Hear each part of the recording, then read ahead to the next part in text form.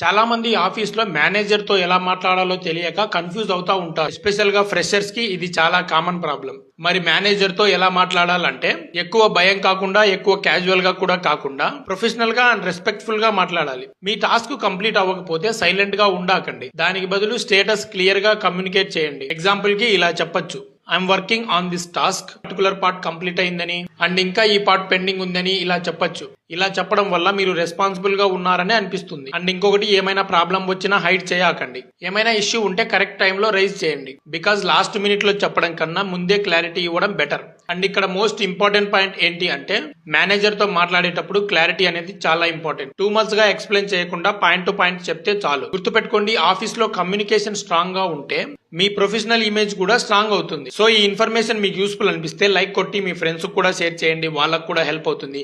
ఇంకా మీకు ఏమైనా సాఫ్ట్వేర్ రిలేటెడ్ ఇన్ఫర్మేషన్ తెలుసుకోవాలనుకుంటే డైరెక్ట్ గా ఇన్స్టాగ్రామ్ లో నాకు మెసేజ్ చేయండి. I will try to help you. Thank you.